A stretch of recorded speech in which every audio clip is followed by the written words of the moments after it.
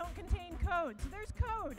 The only screen is over here. So I recommend that you move this way, unless you want to play the home game, and you can go to thagomizer.com, my website, and the slides are already posted. You can get out your laptop. The wireless has actually been working really well for me right now. Thank you. So this is forensic log analysis with BigQuery. Clicker. This is not going to go well if I can't move through my slides.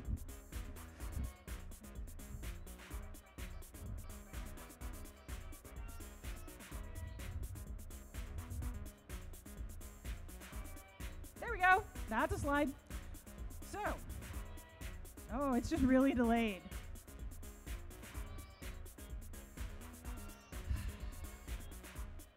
Okay, okay, now I think I got it working. So, I'm Aja Hammerly. I'm a developer advocate at Google. I work on the Google Cloud Platform team. I tweet at Thagomizer.rb when I give talks. I really like it when people tweet at me during the talk. Let me know what makes sense. Let me know what doesn't make sense. The code for this talk is available at GitHub. My account is Thagomizer. It's in the examples repo, collision 15. You can also get a link to that from my website, thagomizer.com. And because I'm showing you code and I work at Google, I have to say that all the code is copyright Google and is licensed under Apache v2. It is open source. You are free to use it, but Google owns the copyright. So, quick survey. Who here has had their site taken down by malicious traffic? Raise your hand. Who here was that malicious traffic? Who here has had a missing index on their site or otherwise had something that was, you know, coding oversight, we'll say? Or who's just had a bad internet day where you couldn't figure out why your site wasn't working? Yeah.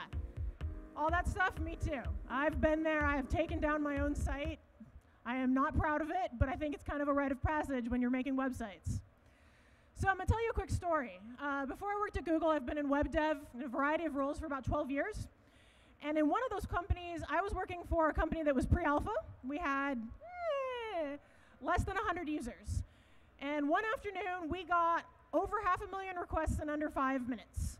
And when you have less than 100 users, and at that time there were only like 12 users actually on the site, something's not right there.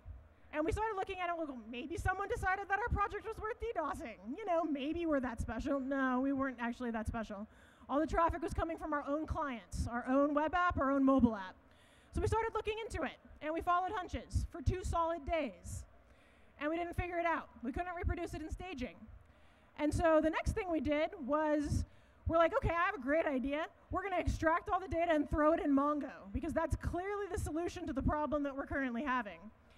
And that was all well and good, except it took nearly a day to pull all that log data down. That particular website consisted of at least 7 repos, 4 different websites, web apps as you would think about them. And even once we got the data in Mongo, there were only 2 people on the team who knew Mongo query language, me and another guy. And all the code in the Mongo database was on his machine, so I had to SSH into his personal dev machine to try to run queries. I couldn't share them with anyone. No one understood my Mongo queries because Mongo query language is weird. And in the end, it didn't actually help us solve our problem, and we wasted a couple more days doing it.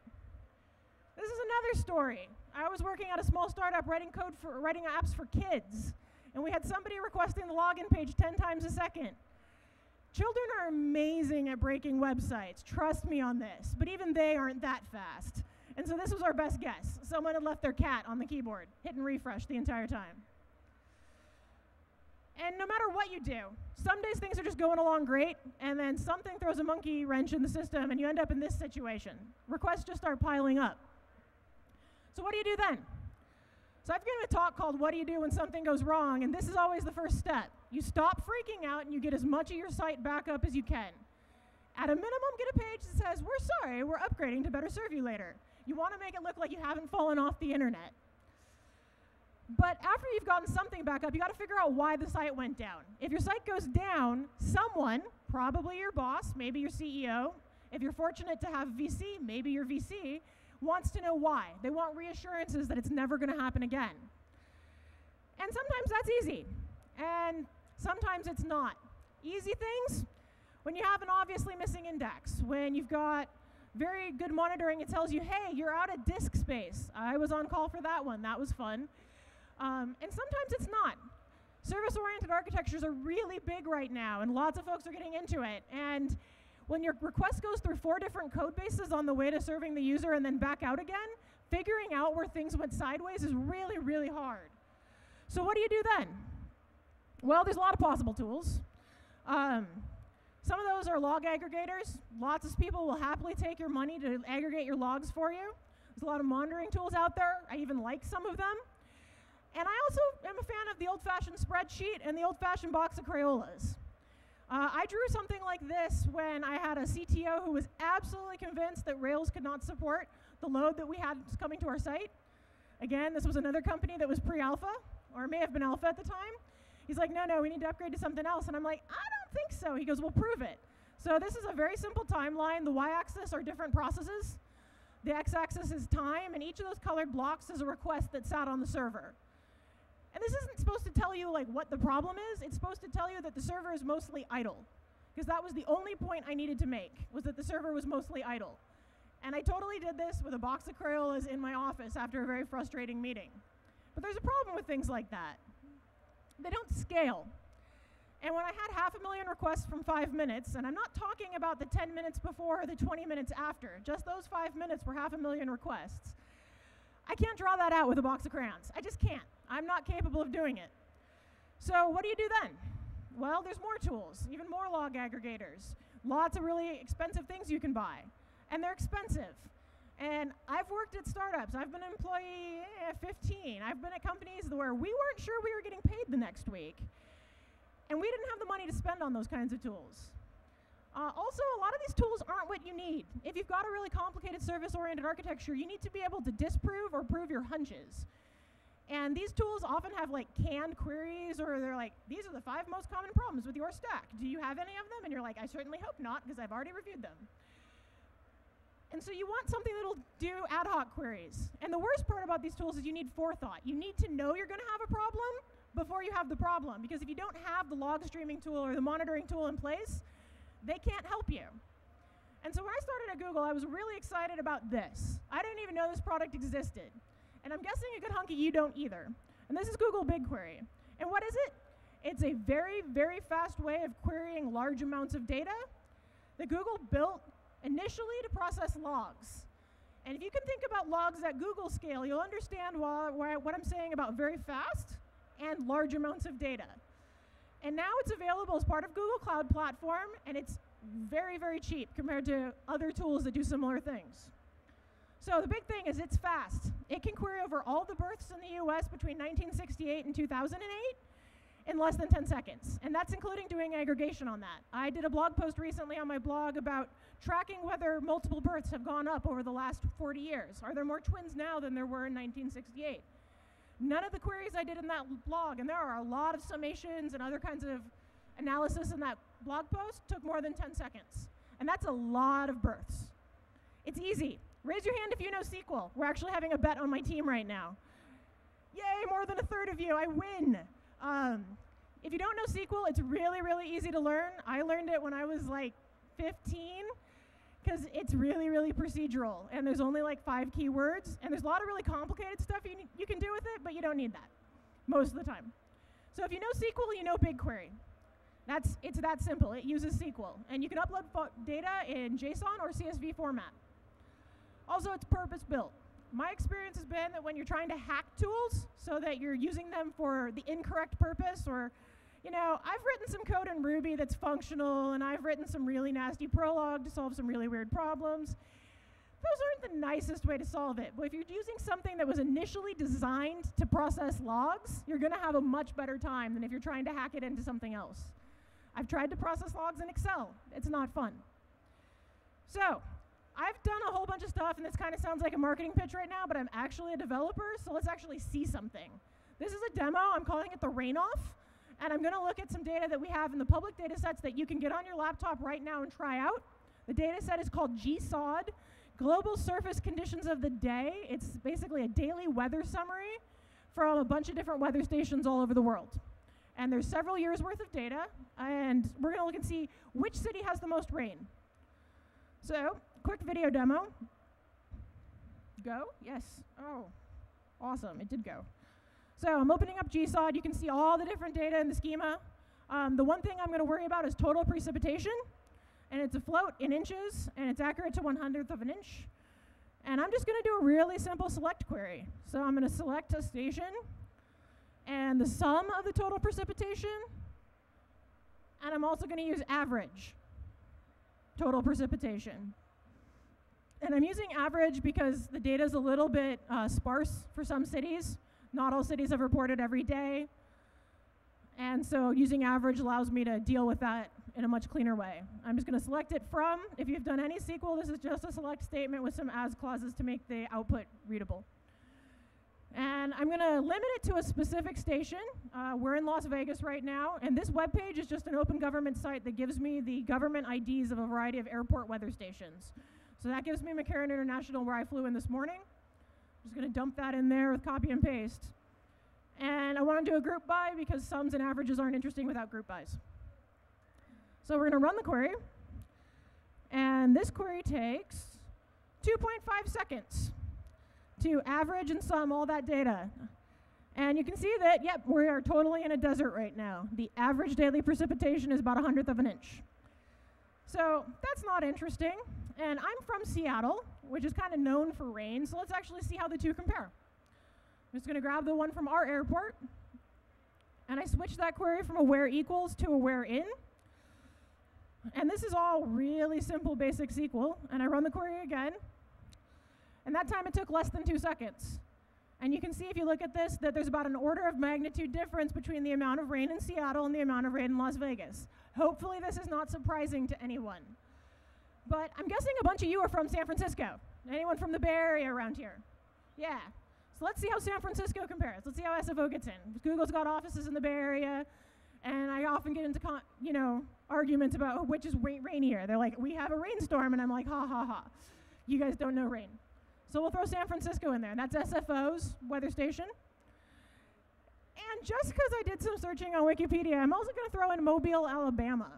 Something totally on the other side of the country. And we'll just grab the airport in Mobile, Alabama.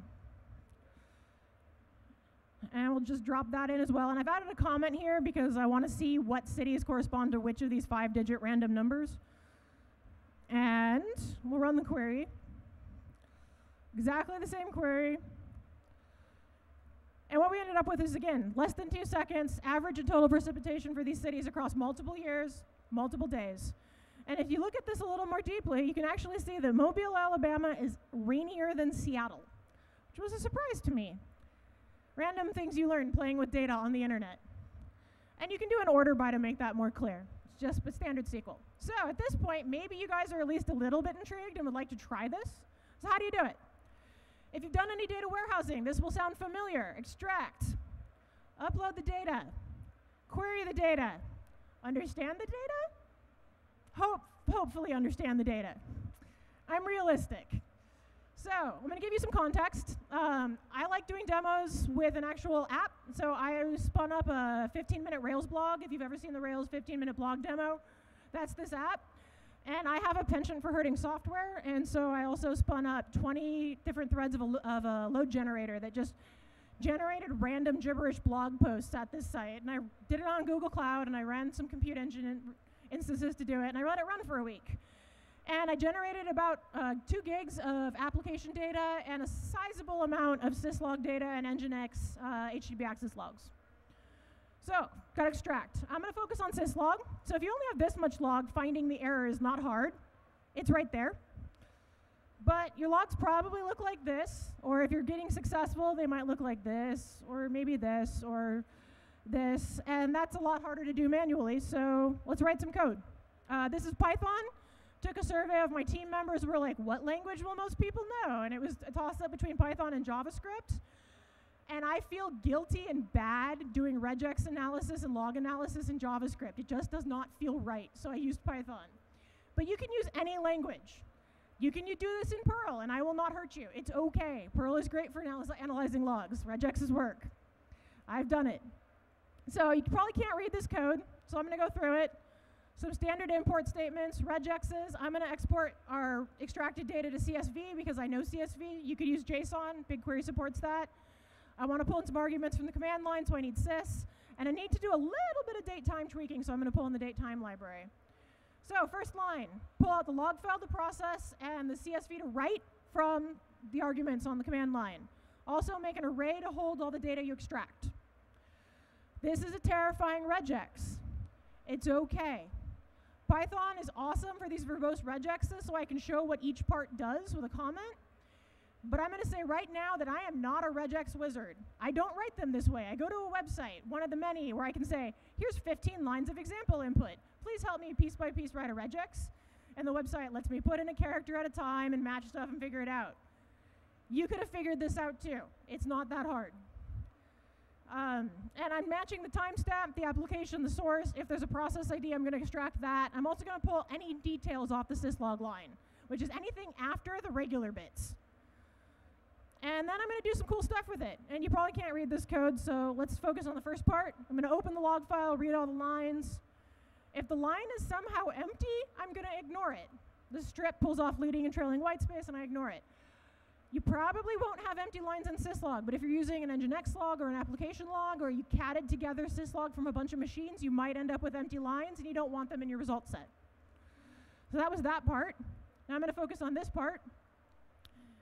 Zoom in a bit more, and the meat of this is happening right under if match. That's where I'm just pulling out all of those parts of the regex and shoving them in a dictionary.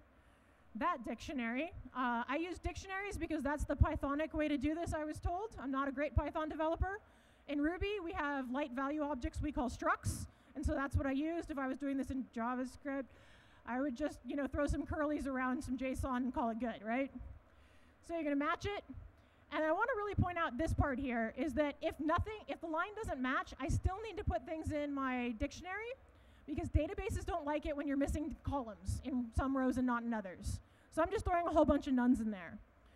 And for those cases where the regex doesn't match, I'm storing the raw line. I'm actually storing it in all cases because, maybe it contains a backtrace, or maybe it contains some other interesting information, or it's your syslog startup lines, and you just want to have the whole thing. And I append each dictionary to the records array that I created earlier. I need to do a little bit of munging of the timestamp. The syslog timestamp is not something that BigQuery understands, so I'm just converting it to ISO format here. There's a couple different ones I could convert it to. BigQuery does understand the Rails timestamp format by default, and I believe it understood the nginx timestamp format by default, but syslog's a little special. So I'm going to write it out to CSV. Got a log writer here, going to write it out, going to write some rows, write all my records, and end up with something that looks like this. So now I'm going to upload it. I'm using Google Cloud Storage. If you have a small file, you can just upload it directly to BigQuery. This is a little bit bigger than a small file, so I'm throwing it in Google Cloud Storage. We have storage. We have storage in all kinds of things. We even have storage for cold storage that's immediately available. If you're interested, please search for Nearline.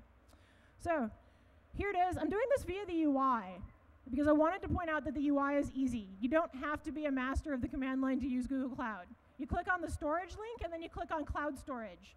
And then there's buckets and files, and we all know about buckets and files. And thanks to the magic of fast forward, you can see how fast this uploaded. It actually only took a couple minutes, but screen caps are great because I can fast forward, and poof, I have it.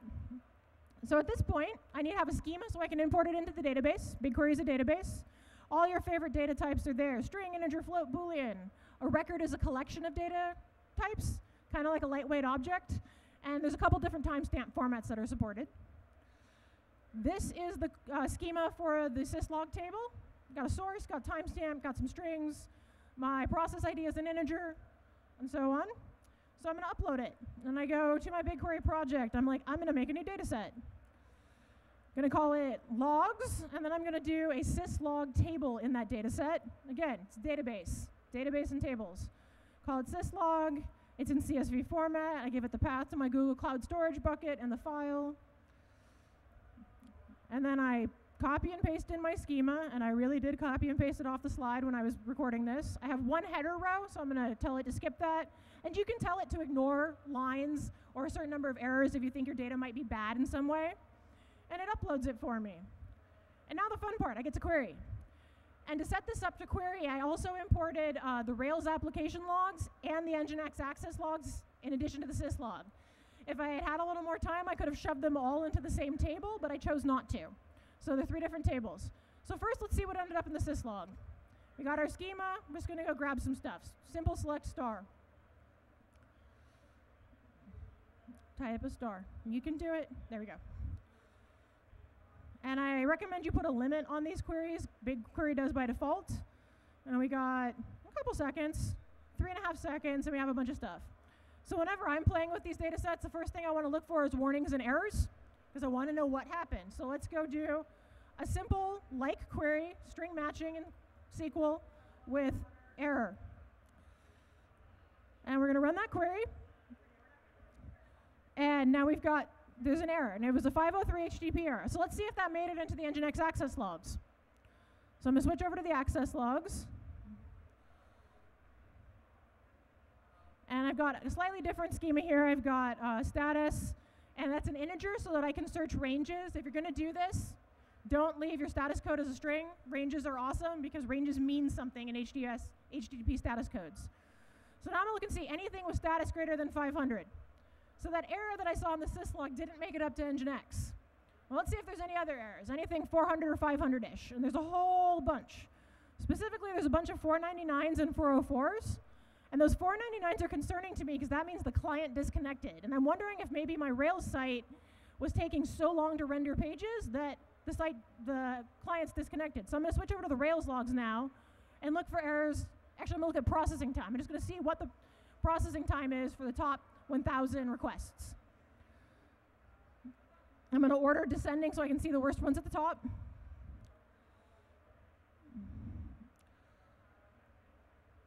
And we can see that, it's not bad, but it's not great. I can also go in and look for logs, and I can look and see how many redirects there were and things like that.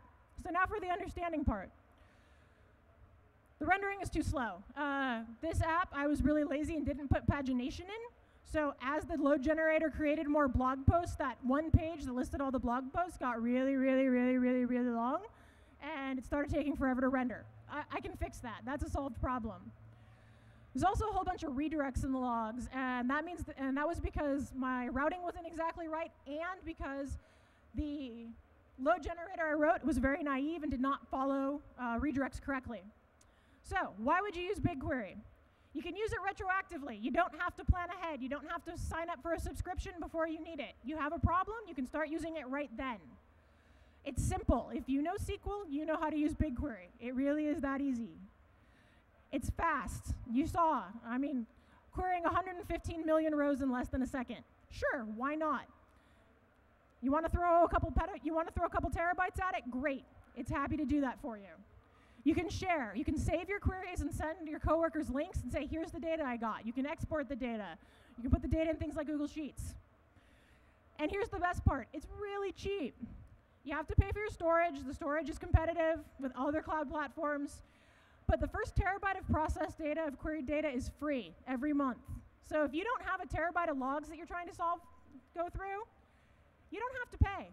Most sites I've been doing, we're talking, tens or maybe hundreds of gigabytes. We don't hit a terabyte on the sites I worked on before Google.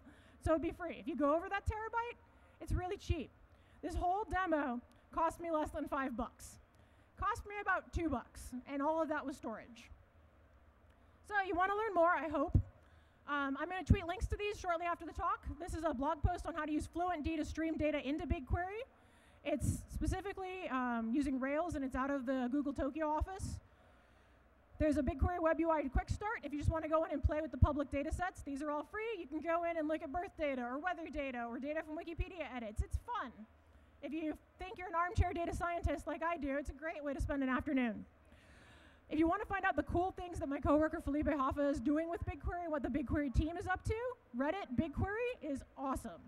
If you want support, you can go to Stack Overflow and make sure you put the BigQuery tag on it, and someone will find you and answer your question. And if I think this is all way too complicated, Google Cloud Logging will stream your data to BigQuery for you, and it's in beta, so you should try it out. So thank you to the conference organizers for having me, to my coworkers for coming in and supporting me today. I'm from Google Cloud Platform. You guys are probably working at startups or companies. They have things you want to put on the internet. We have ways to do that. Turns out we have storage, we have App Engine, we have compute slices. We're getting really big into containers. If you saw either of Urz's talks today, you heard about containers. There's also a whole bunch of stuff about big data. So come talk to us afterwards. I've got stickers and t-shirts and small plastic dinosaurs to give away. My teammates and I are going to be back there. behind the curtain so we don't interrupt anything else going on in this room. We'd love to chat with you. If you've tried our stuff out, we'd love to hear your feedback and pass it on to the dev team. Thank you. Thank you, Aja. Do we have time for a couple of questions? Does anybody have questions? If anyone has questions, I'd love to take them. Hands up. One over there. Right over here. When would BigQuery not be the appropriate solution to analyze logs? Can you repeat the question? I didn't quite hear you. When would BigQuery not be the appropriate solution to analyze logs? I think it's always the appropriate solution to analyze logs. I think probably the best answer to that is if you already have something that works for you. If you're already happy, keep it in your back pocket for the day that you're not happy, because my experience is that day will probably come. Other questions? You can talk about anything, not even just BigQuery, if it's related to Google Cloud. So, yes. Hi. Is there a rate limit on BigQuery queries? Let's talk about that. I don't know the answer because I haven't hit it. You can script it. I'm sure that there probably is, but I've never managed to hit it, so it isn't a practical, there's reality and then there's in practice, and I haven't managed to hit it yet, and I've done some not so nice things, so, but I'm sure there probably is. Other questions? Yes? And I'm happy to repeat. This isn't about BigQuery, but who would I talk to about GPU instances on Google Compute? I think you should talk to me about that, and we can have a great chat. There's 3 of us from Google Cloud Platform Developer Relations here today, and we will happily answer your questions about any aspect of our product. Then let's talk. So come find us afterwards, and we'll have a good chat. And if you need to find me any other time, I wear pink at conferences, so I'm slightly easier to find, and dinosaurs. So that's it. All right, I think that's all the questions we have time for. Thank you, Aja. Thank you.